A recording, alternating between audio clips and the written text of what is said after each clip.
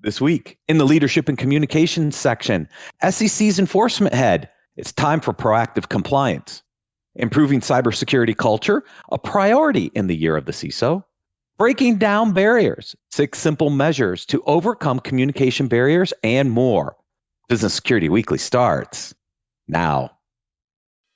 This is a Security Weekly production for security professionals by security professionals. Please visit securityweekly.com/subscribe to subscribe to all the shows on our network.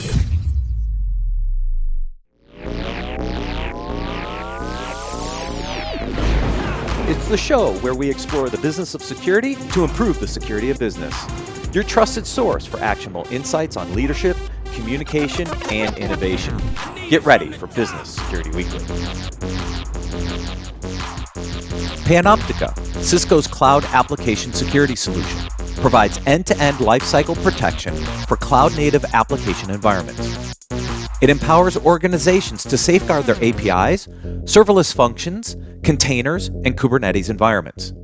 Panoptica ensures comprehensive cloud security, compliance, and monitoring at scale, offering deep visibility, contextual risk assessments, and actionable remediation insights for all your cloud assets.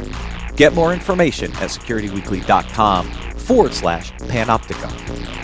Let's talk about something that's becoming increasingly important for enterprise companies worldwide, cyber risk management. Traditionally, cyber risk has been managed manually in silos, separate from the business's core operations. The future is about getting real-time risk insights benchmarked against your industry peers through automation. And CyberSaint's CyberStrong platform is leading the charge. CyberStrong is not just another point solution. It's a revolutionary platform. It's a quantified top-down risk approach where your unique cyber risks inform C-suite decision-making. If you're looking to elevate your cyber risk management program, CyberStrong is your answer. Download your free copy of Gartner's report on continuous controls monitoring by visiting securityweekly.com/CyberSaint. Welcome back to Business Security Weekly. I am your host, Matt Alderman, joined by Jason Albuquerque and Ben Carr. Security Weekly listeners, save $100 on their RSA Conference 2024 full conference pass. RSA Conference will take place May 6th to May 9th in San Francisco and on demand. To register using our discount code, please visit securityweekly.com/RSAC24 and use the code 54 Uniform Charlie Yankee Bravo Alpha Lima November Charlie Foxtrot Delta. We hope to see you there. All right, gentlemen, before we dig into articles, the Super Bowl, right? I mean, you guys talked about the halftime show a little bit. I want to go to Thursday night, just quickly. The NFL awards were Thursday night. Yep. And so Cam Hayward wins the Walter Payton Man of the Year award. One of the most prestigious awards in the NFL. Really community and give back.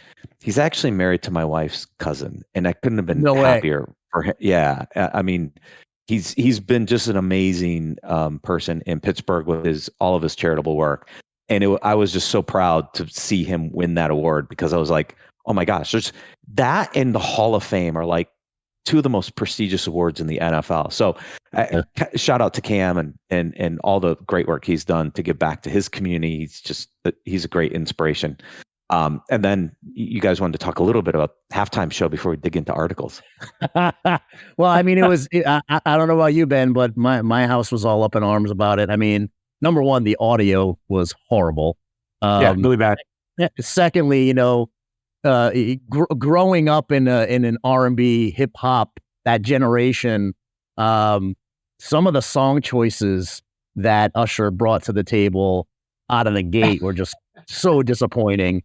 And some of the talk around the folks at the party that we were at was, Usher should realize that the 2001 dance skills that he had shouldn't be on stage at the 2024 Super Bowl halftime show, because he went in the hot tub time machine and pulled out some of his dance moves, and they were not. They didn't go over well. I'll put it that way. Well, he had the Michael Jackson glove on too. I know. Right? I mean, he's got the Michael Jackson glove on. I'm like, whoa, we're going way back. Yep. People at this house just started walking out. It was not received very well at all. I can say that. Yeah. And then look, nothing about going topless, but I think at that point, like, you got to have a little bit of fairness with Janet Jackson and the issues there, right? So I don't know. It was just, the whole thing was just questionable and not up to par, not what I was expecting.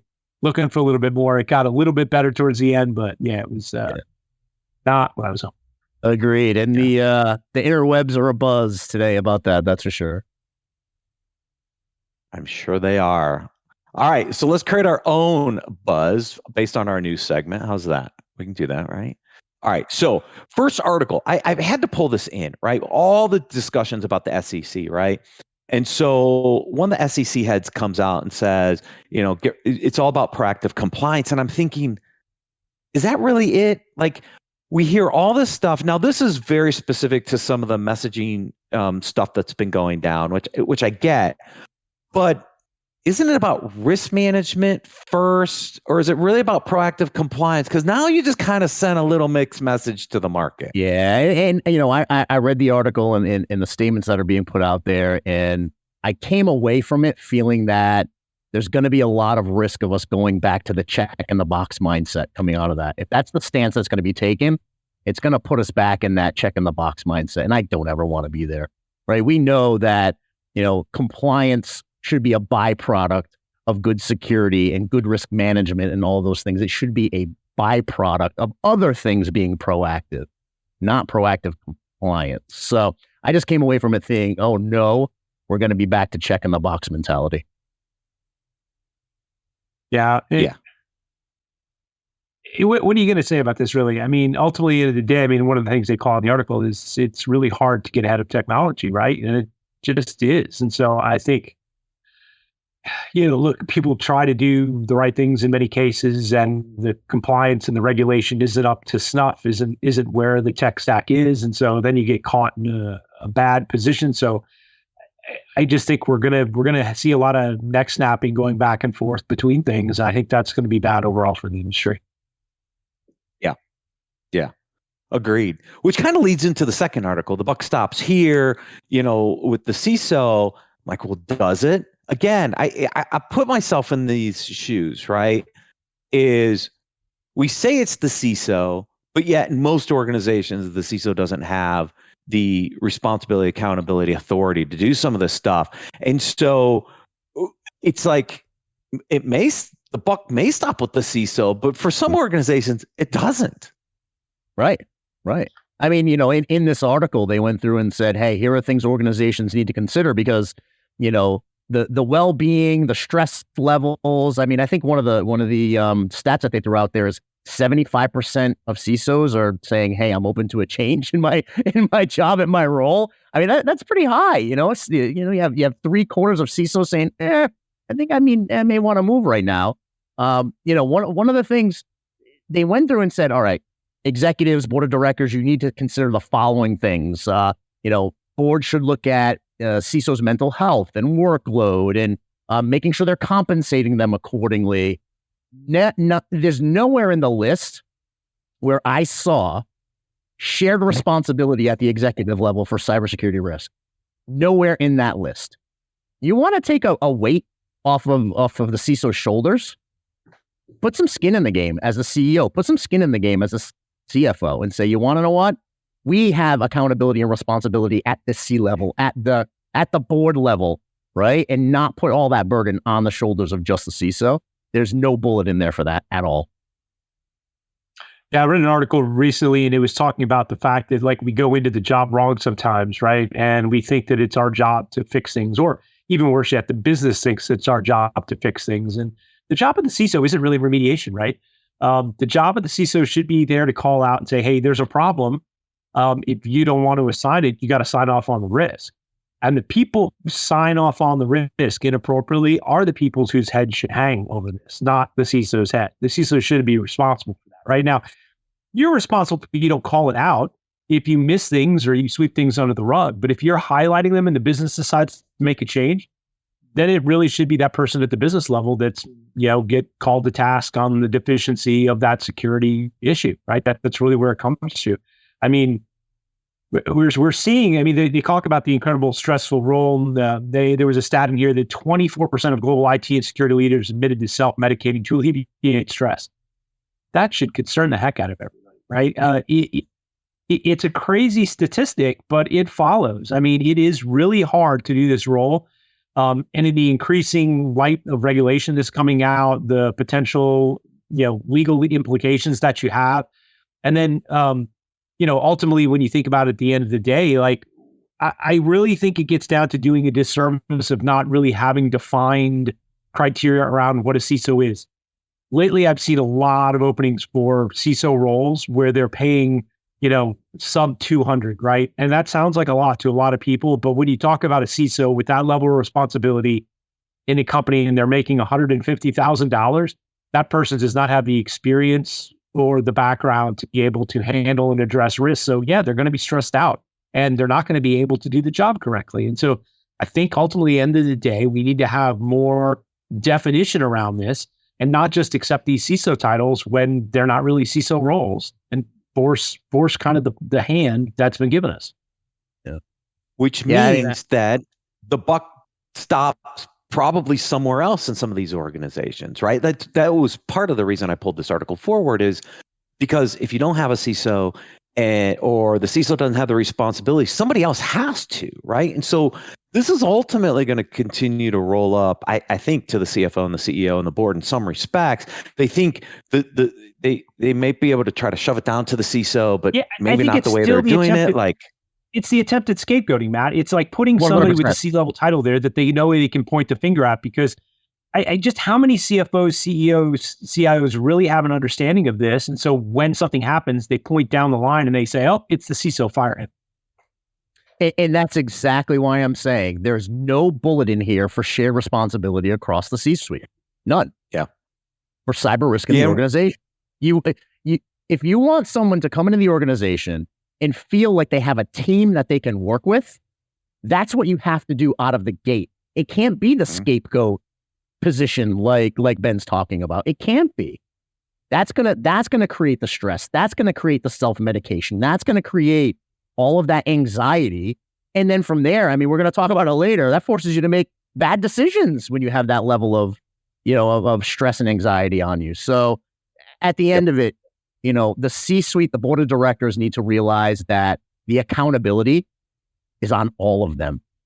The responsibility lies with all of them. And you have a subject matter expert on the team who can help you make great business decisions as a team. We're going to talk about it in 2 articles around cybersecurity culture, which ties into this topic, Jason, right? Yep. I mean, it has to come from the top down, and it has to kind of be part of the culture at the organization. But before we get there, I had to pull in this new term. Was it quishing? QR code attacks on execs, surge, evading email security. Now, doesn't sound good. They you remember? A better term. Yeah, quishing. Anyways, so we all knew that QR codes were probably a bad thing, and we stayed away from them for a long time. The pandemic changed it because QR codes became very popular to serve up menus and navigate people.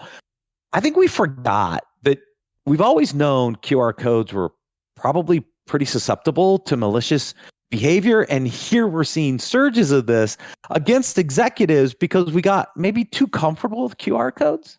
Maybe. Yeah. I mean, I've over the course of last year, I've seen a ton of this, right? Whether it's via email, via SMS, via electronic signature, through M365.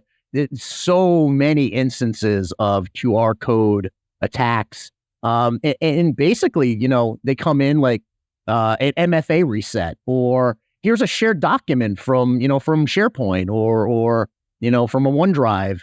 And ultimately, the malactors they're looking for creds at the end of the day, right? They want to get you to log in, they want to get your credentials, and they want to see what they can do from there. But yeah, I mean, over the course of the last 12 months, seen a ton of the stuff. Yeah, and it goes back a little bit to some of the challenges that are really hard to solve for around SMS, right? I mean, delivering a QR code via SMS ties back into some of the smishing attacks and some of the things I've heard from other CISOs, like super hard for us to solve for, because we don't own the employees' phones. We don't want to, so we can't like block this stuff. Like, how do you get your arms around some of these attacks when you don't own the devices? There's got to be a challenge for a lot of CISOs out there. Yeah, absolutely. I mean, BYOD has been a challenge since inception, right? I mean, it's just more modern attack vectors now, but at the end of it, it's, from a business perspective, it makes sense to have BYOD. So, it's really figuring out the controls you can put in place, and then handling the human aspect of it too, because so many times you have folks, well, this is my device. You can't put any of your tools on it. You can't put any of your controls on it. This is my device, right? So, you have to have the policies in place that give you the strength to be able to put some of your tools on there. Yep.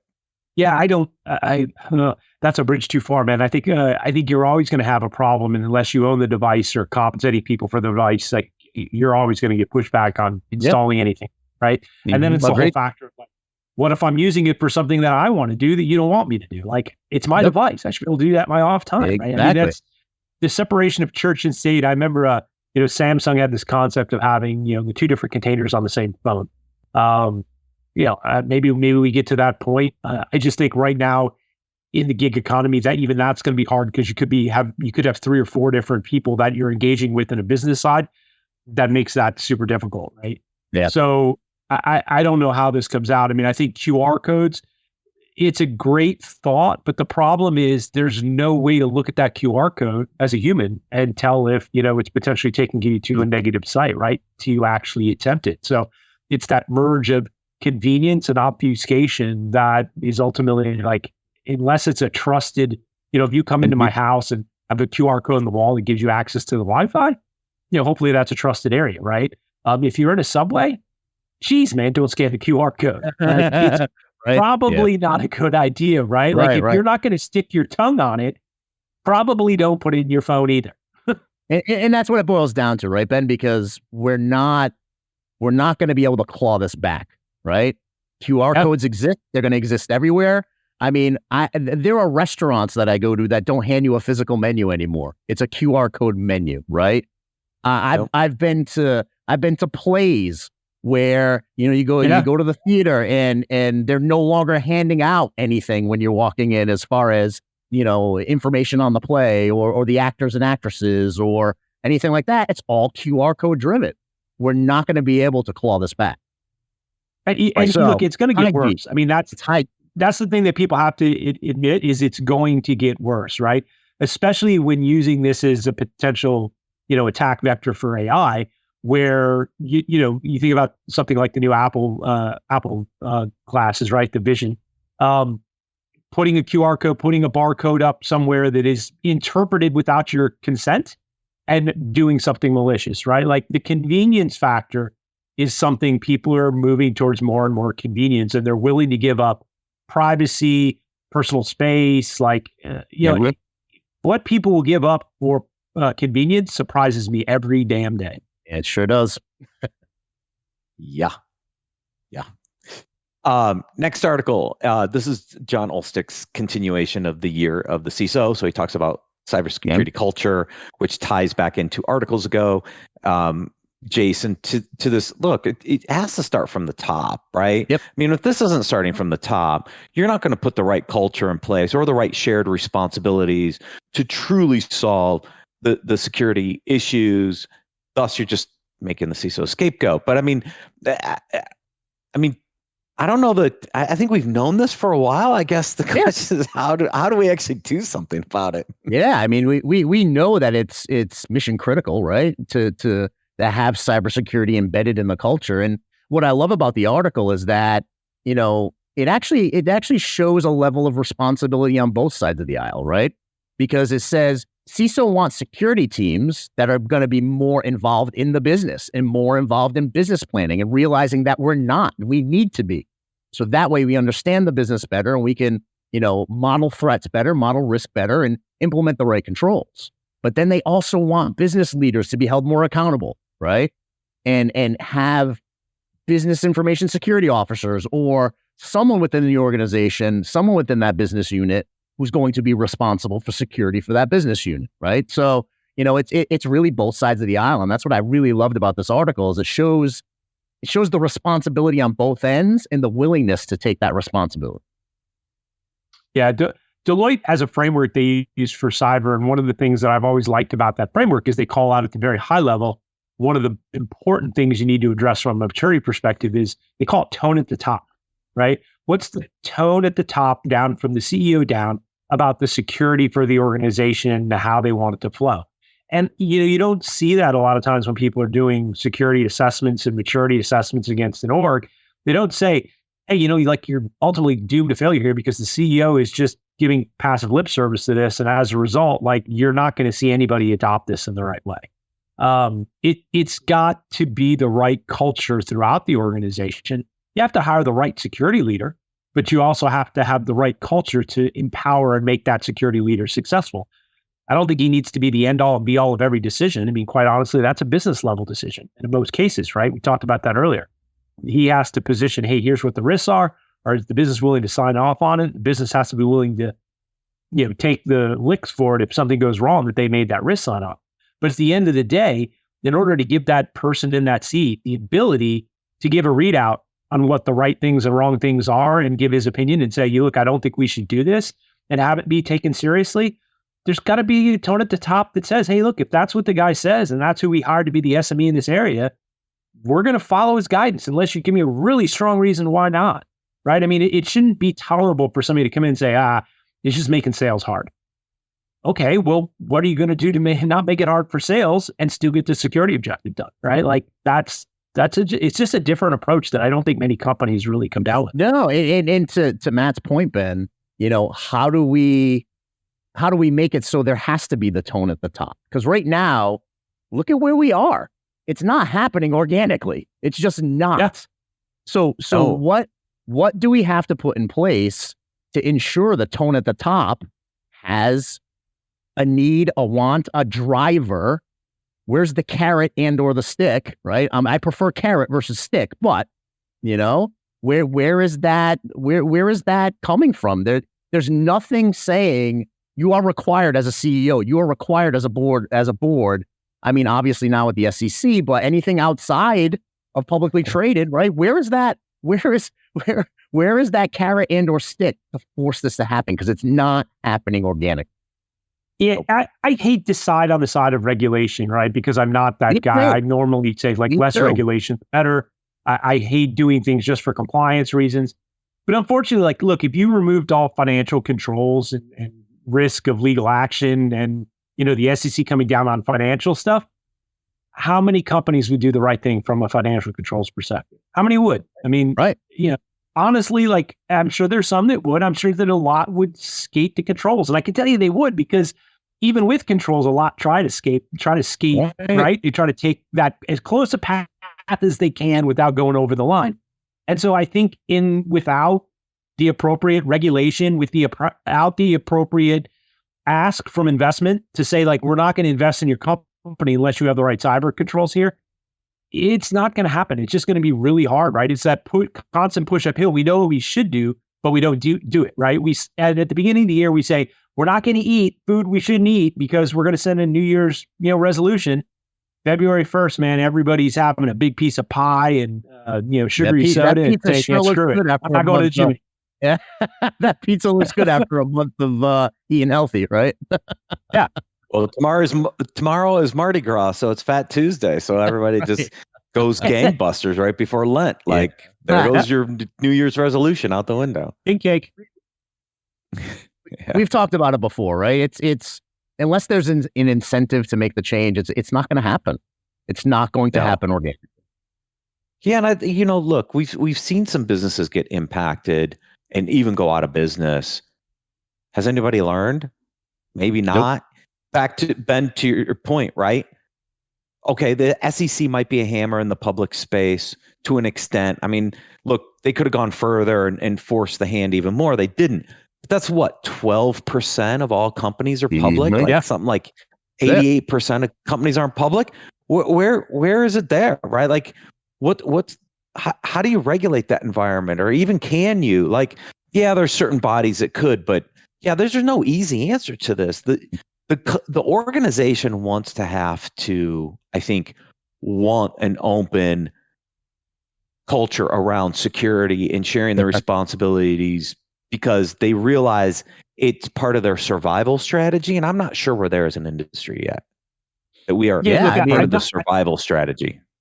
Yeah. Look, I mean, if you think about it from a survival of the fittest, there's not a predator. I mean, there are predators out there, but they're small enough and it happens infrequently enough where I think people put it in their head, hey, I'm not going to get impacted, right? And if you do, you're just unlucky and you'll figure out a way around it. And I just think the risk isn't perceived as being big enough. Yeah. Yep. And that's the thing. I mean, for the businesses that are privately held, right? They're not publicly traded.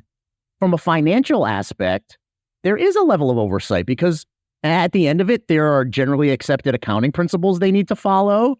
There's the IRS that could come down on them. There are all these different pieces that, they could definitely see some pressure and they don't want to take that chance. Well, where is that for cybersecurity and data privacy?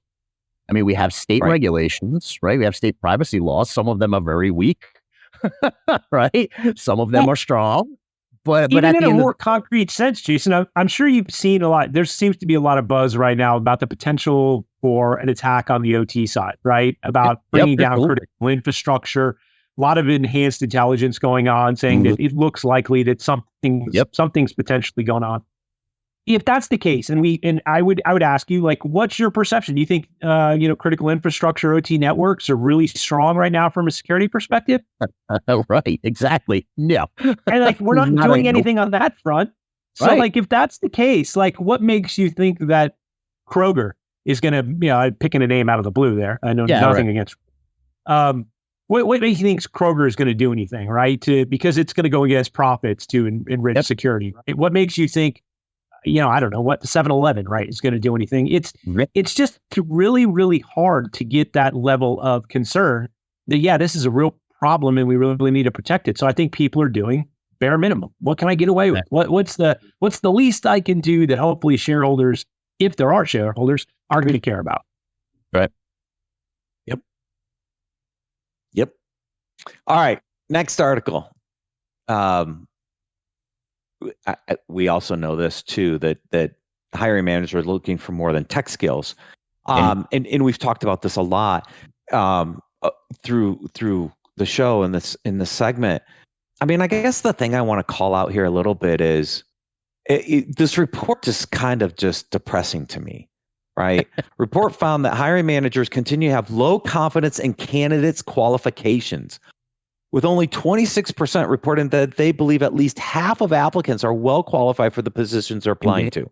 So stop and think about that for a second. They don't even know that they're qualified. So I go back.